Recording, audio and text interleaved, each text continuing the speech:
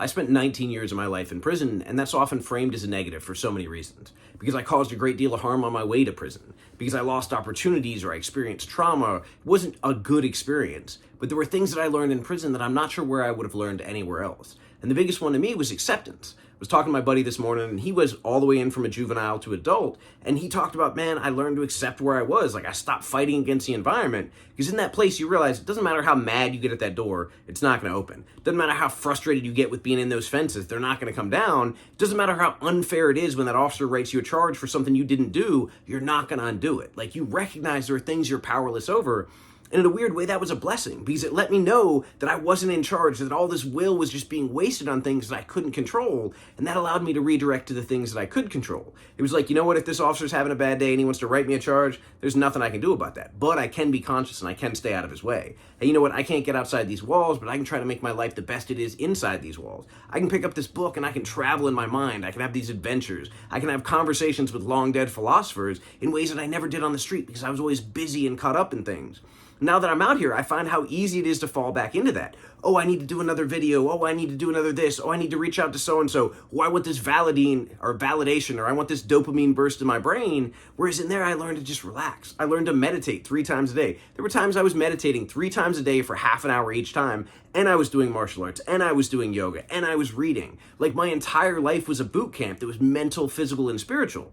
Now, the biggest problem of that was that it became self-centered. And that was what I've had to learn how to get past, basically. Because I did that inside, and I created this little island where I was like, self-improvement, and I'm going to get stronger and better. And I recognized I was profoundly lonely, because just this perfected internal life is nothing, right? It's all about people, and it's all about connection. And I'm really grateful that I had an old head who told me that. He pulled me aside on the steps one day. He was like, look, I see you reading. I see you exercising. You're going to wake up one day and realize that life is nothing without other people. Like, it's all about other people. And I needed that. And that was when I started tutoring. That's when I started mentoring. That's when I started working out and spending more time with people and building connections and recognizing that, yeah, my life is infinitely better if I've got this guy to tutor every night, or if I've got this guy to hang out with at the lunch table, or I've got these people that I discuss books with every day. When I build these relationships, I realize that I'm not alone. I'm a part of something much bigger than myself. And that's really what prison taught me. Because by breaking down that ego and breaking down that will and making it so clear that I'm not in charge of anything except myself, I recognize that I am a part of something much bigger, that I can be a part of supporting other people and helping growth and helping change, and I'm not wasting all this energy on being mad and trying to change things and trying to do whatever, because I'm actually doing something. I'm actually making a difference. And I don't know why it took prison to do that, but I hear people say that all the time. It took going to prison. It took going to monastery. It took going to the military. And not everybody does that. There are people that stay mad that whole time. They stay in that stage. They keep going to the hole. They keep butting their head against the wall. But it feels like in that environment, you're going to only hit your head against the wall so many times unless you're just really determined to hit your head against the wall.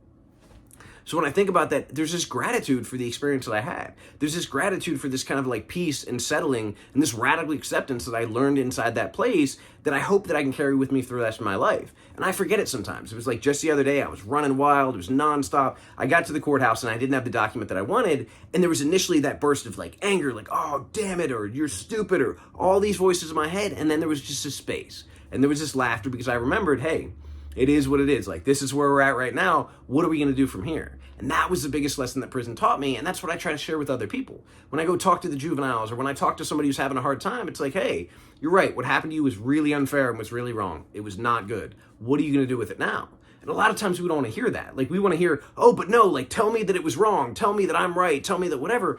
That doesn't mean anything. Like, we get validation, and yeah, maybe there's space for that in therapy. Maybe we need to hear about the experience or have that experience validated in that space. But in life, we've got to find a way to move forward. And I have to find a way to say, hey, whatever happens, I got to find something to do with it. So if I'm in a bad situation, or I'm in a situation where I was wronged, or something else comes up, what am I going to do with it? What am I going to do to move forward? How am I going to make today the best day that I possibly can? How am I going to connect with another person? How am I going to do something kind for another person? How am I going to take care of myself? So I got up this morning and went to a boxing class. All right, cool. I did something physical. I did that. I need to meditate. I need to connect with other people. I need to go walk in nature, because what I found is if I do those things every day, and that's really the work, is just remembering to do them every day. But if I make time out of everything else to meditate, exercise, and connect with people every day, and especially if I can do it around nature, I feel good. Like, I'm not always happy, I'm not always on a high, but I feel good no matter what happens. And if I can remember to do that, I know today is going to be a good day.